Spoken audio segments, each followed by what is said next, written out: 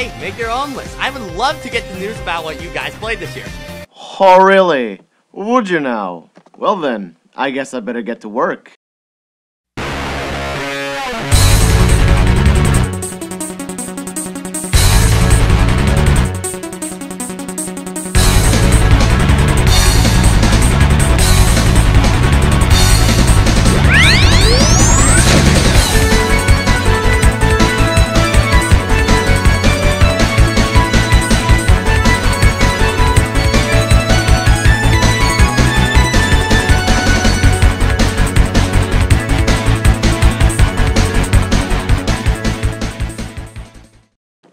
Hello everyone!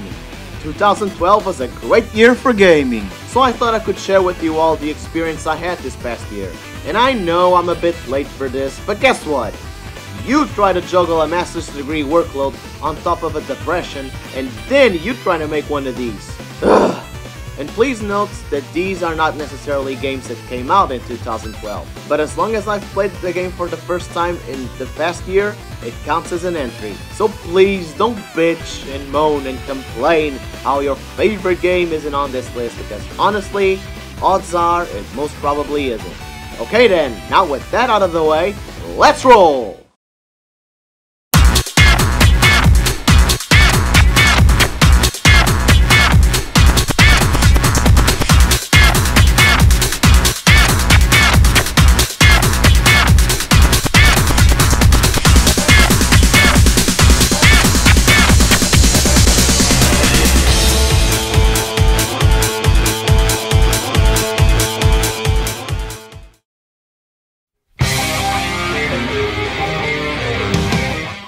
Yeah, I play anime-related games. Y'all got a problem with that? Good! Cause I love them. Well, the good ones at least. As some of you might know, I am a huge Saint Seiya fan. It's just one of those things that was carried from my childhood to my teens, and even still to today. Granted, this game is just pure eye candy for fans of the classic SS story, and as such, fans of the show are more likely to truly appreciate this game more than casual, curious gamers.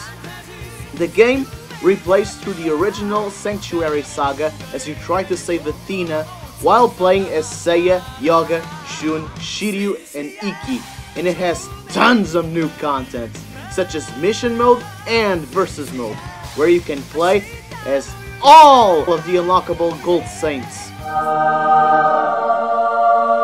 And though I love this game, it's still got its problems. For one, it's too repetitive, especially in mission mode, and you can easily get bored with it within a few hours. Still, I loved it, and I highly consider it to be the holy grail of Saint Seiya games, giving a somewhat satisfying experience to this epic tale.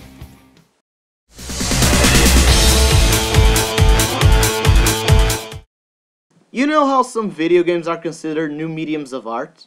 You know, like Shadow of the Colossus, Okami, Metal Gear, some RPGs like the Final Fantasy, Tales of, and Zelda titles, among dozens of other games. Well, you can now add this one to the pile, The Cat Lady.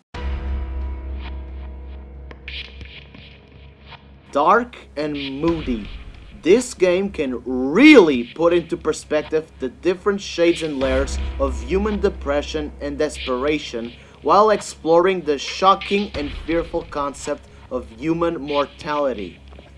I love this game so friggin' much. And thank you Manga Minx for doing your LP of this game. I had a blast watching it. The game itself is not very hard nor long, but since it's a puzzle-based game, you better grease your cogs or you'll be stuck for a bit. The voice acting can at times be iffy as well, ranging from pretty damn good to just downright terrible. So I guess it's pretty balanced out, I don't know. But you'll always be curious for what'll come next and what other disturbing segments will come in the game. Unless you're the kind of person that gets depressed easily, then you have no excuse not to get this. Believe me, you will not regret buying this.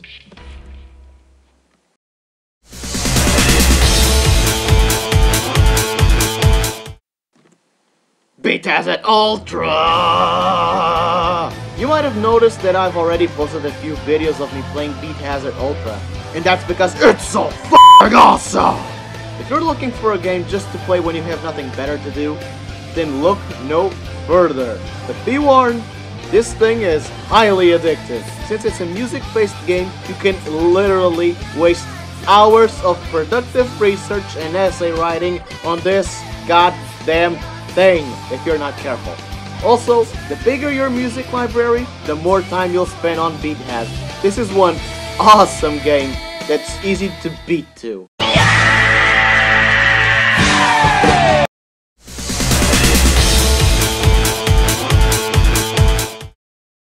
Borderlands was a cool little game that offered a new style of doing things in an FPS, but it felt a bit slow and there were definitely a few problems that just hindered the fun for me. But oh boy, did they amp everything up to 11 with the sequel!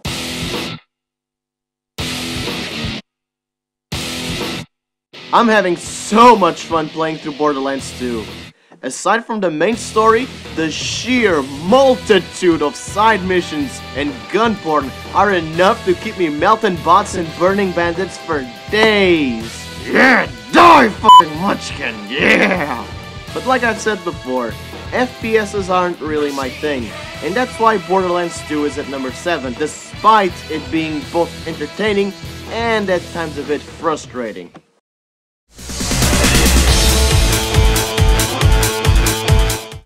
Shameless advertising, FTW! I regret nothing!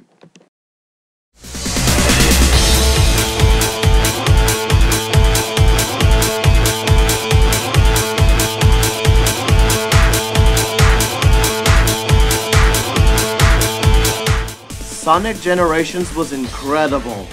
I had such an enjoyable time playing it. It fills me with so much joy that Sega didn't screw the pooch on this one. Every single rendition of both classic and modern Sonic levels were phenomenal. Not to mention the epic remix level tracks. Sweet Raptor cheeses. The Chemical Plant, City Escape, and Crisis City Zones have some of the best music I've ever heard in a Sonic game. Not to mention that gameplay-wise, this game is pretty straightforward and addicting. And I'm so glad level design was made for exploration. This is something I highly value in a Sonic game. The balance and functional mix between speed and exploration. Keyword being functional. The game might also be short, but in my opinion, this works in its favor.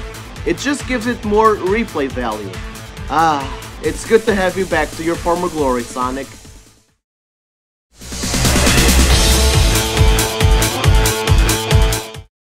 You know what's better than one anime-based game on this countdown?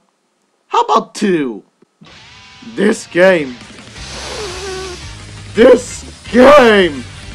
I love it so goddamn much. I love it so goddamn much. I really do. And yes, I am one of those people. One of those people who happens to love One Piece to fucking death! I mean, come on!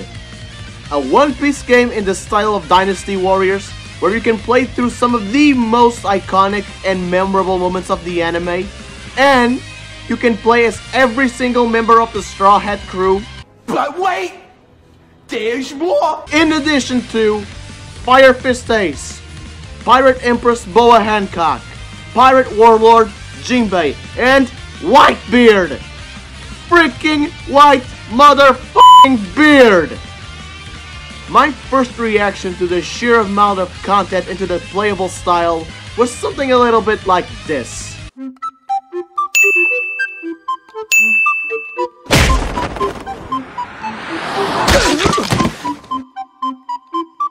And oh boy, did it really blow me away.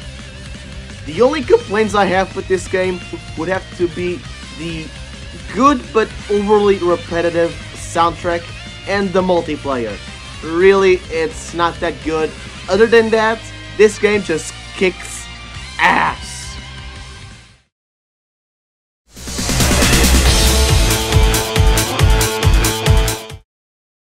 I don't care what you naysayers and haters have to say about this, and even if visual novels can hardly be considered games, I adored every single moment of Katawa Shoujo. What? Okay, maybe not every single moment. I'm looking at you, Shiznai, motherfucker. But for the most part, it is such an enjoyable experience to have. You all might be wondering how in the hell is this better than all of the games I've talked about before? To which I answer, 1. My list, bitches. And 2. This game provided me with such an emotional roller coaster, such a deep and heartfelt message, and it moved me to my very core, making me realize I still needed to correct some past mistakes when it came to my love life. And yes, I have one of those. Things that I had postponed for too long and needed to mend before I moved on with my own life. When a game like this has such an impact on you, there's just no denying its influence. Even if you're not the emotional type, I think everyone should at least give this visual novel a try. Who knows? You might just be taken by surprise like I was. One thing I can guarantee though, if you play Amy's Route, you'll never look at lemon-scented lube the same way again. P.S. Shizune sucks. And we need a Misha Pack! Why can't we have nice things?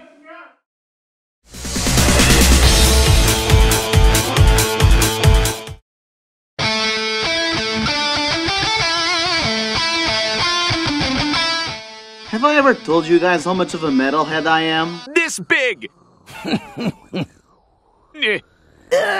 Nah, kidding. But seriously, I am a huge metal fan. So when I knew one of my good old friends had Brutal Legend for the PS3, I just had to get my grubby little hands all over it. Granted, at the time I didn't know much about it, it just didn't involve metal, but within 5 minutes of gameplay, whoo-wee, I was like... A game where the entire world, all the way from its design to its history, characters, and mythos, were all based on the metal imagery and imagination. Fucking genius! I thank the metal gods for the glory that is this game, and for this age of metal. The soundtrack alone was enough to buy me, being composed of a lot, and I mean a lot, of 80s metal, which by the way happens to be my favorite age of metal, and the whole game was basically inspired by the insane stories of a Megadeth roadie. Wow, words alone can't describe how much awesome this one game contains. The right word to describe this game is indeed brutal. In fact, the world of Brutal Legend is so awesome and incredible. It's definitely a fictional world I wouldn't mind living in. But that's a countdown for another day. Also, Decapitation! Man, I love that. Okay, only one more to go, but before I announce my favorite game of 2012, here's a quick recap. Number 10, Saint Seiya Battle Sanctuary. Number 9, That Crazy Old Cat Lady. Number 8, Beat Hazard Ultra. Number 7, Borderlands 2. Number 6, more shameless advertising. Number 5, Sonic Generations. Number 4, One Piece Pirate Warriors. Number 3, Katawa Shoujo. Number 2, Brutal Legend. And number 1, it's...